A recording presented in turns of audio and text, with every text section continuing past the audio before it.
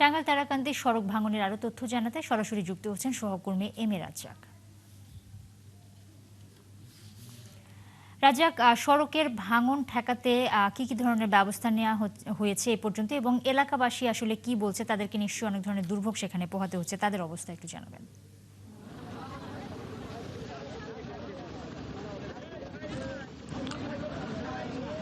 নুসরাত, আমি শুরুতেই বলে রাখি, এই ভাঙনের কারণে এখন পর্যন্ত এলাকাবাসীদের যে দুর্ভোগ হওয়ার কথা ছিল সেটি কিন্তু এখনো চরম পর্যায়ে দুর্ভোগটি যায়নি। কারণ দেখতে আপনাকে দেখাতে চাই যে এই সড়কটি কিন্তু পুরোপুরি ভাঙেনি।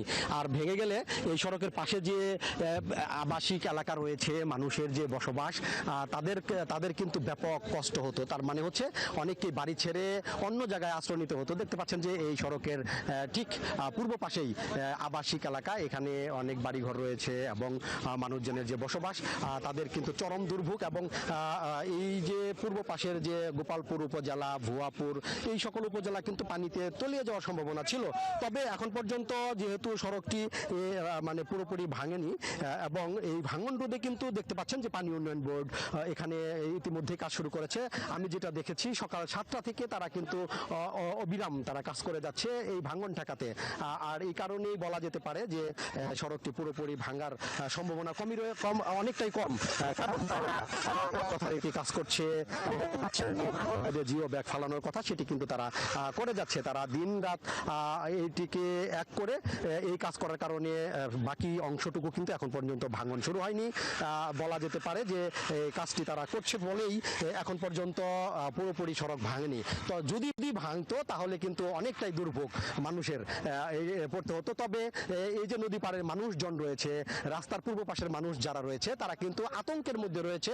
এটি অতি সত্য কথা। তারা আতঙ্কে চরম দুর্ভোগের মধ্যে পড়ার যে আতঙ্ক, বাড়ি হারার আতঙ্ক, সেটি কিন্তু তাদের মধ্যে দেখা গেছে। তারা কিন্তু বারবার অভিযোগ করতেছিল যে এই যে সড়কের ভাঙন, এটি যদি শুরু থেকেই এটি দেখভাল করত এটি পানি উন্নয়ন বোর্ড, তাহলে কিন্তু এতটা ভাঙতো না।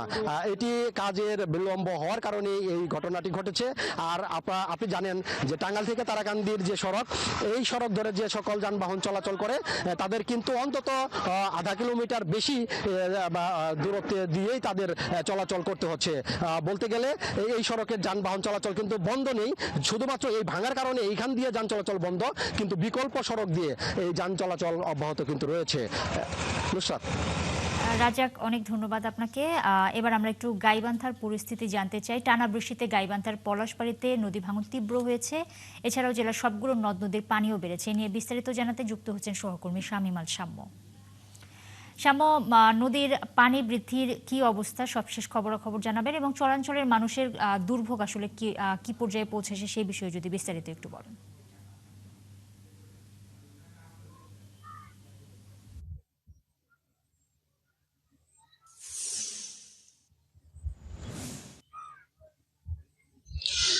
ধন্যবাদ নুসরাত। আপনি যেমনটি বলছেন, আজ কিন্তু 7ই শ্রাবণ। এই সময়ে আসলে যে বর্ষণ হওয়ার কথা গাইবান্ধায়, আমরা অনেক ক্ষেত্রে দেখছি না। বেশ কয়েকদিন পরে যদিও গত রাতে প্রবল বর্ষণ হয়েছে, আজকে দিনে কিন্তু প্রখর রোদ দেখা দিচ্ছে। এই আসলে বর্ষণ এবং রোদের কারণেই গাইবান্ধার যে প্রধান নদ নদীগুলো রয়েছে, তিস্তা, যমুনা, ব্রহ্মপুত্র, করতোয়া, ঘাঘর সহ বিভিন্ন নদ নদীর পানি হ্রাস বৃদ্ধি হচ্ছে। এই হ্রাস বৃদ্ধির ফলেই গাইবান্ধা জেলার বিভিন্ন জায়গায় প্রায় 40 থেকে 45টি স্পটে ভাঙ্গনের সৃষ্টি হয়েছে, এবং সেই ভাঙ্গনগুলো প্রতিরোধে পানি উন্নয়ন বোর্ডের নির্বাহী প্রকৌশলীর সঙ্গে আমি কথা বলেছি, শরীফুল ইসলাম। তিনি যেমনটি বলেছেন যে জিও ব্যাগ দিয়ে আসলে প্রতিরোধ করার চেষ্টা করছে। তবে নদীর পাড়ে এবং চরবাসী মানুষের প্রায় অভিযোগ থাকে যে শুষ্ক মৌসুমে আসলে কাজ করা হয় না। বন্যায় যখন নদী ভাঙ্গন শুরু হয় তখন তড়িঘড়ি করে কাজ করা হয়, আসলে কাজের কাজ তেমনটি হয় না, সেই ভোগান্তি থেকে যায়। গাইবান্ধায় বিভিন্ন নদ নদীর পানির বিষয় নিয়ে আমি কথা বলেছি। তিনি যেমনটি জানিয়েছেন আসলে 2-3 দিন আরো পানি বাড়তে পারে, কিন্তু এর পরে পানি কমে যাবে, এবং এই 2-3 দিন পানি বাড়ার ফলে কোনো নদ নদীর পানি আসলে বিপদসীমা অতিক্রম করবে না বলে তিনি জানিয়েছেন, যার ফলে বন্যার কোনো আশঙ্কা দেখছেন না। নুসরাত, আমি আপনাকে আরেকটি বিষয় জানিয়ে রাখি যে আমাদের নিম্নাঞ্চল গাইবান্ধায় যে 165টি চরাঞ্চল রয়েছে, প্রায় 4 লক্ষাধিক মানুষ বসবাস করে।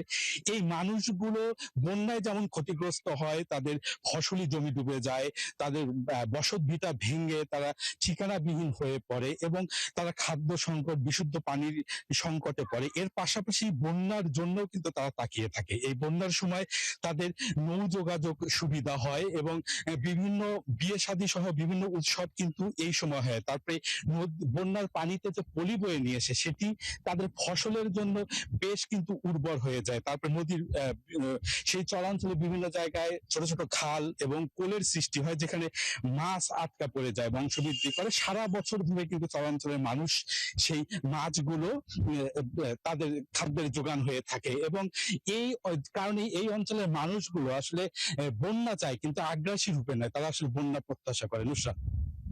শাম্য, অনেক ধন্যবাদ আপনাকে। দর্শক, গাইবান্ধা থেকে যুক্ত হয়েছিলেন সহকর্মী শামীম আল শাম্য।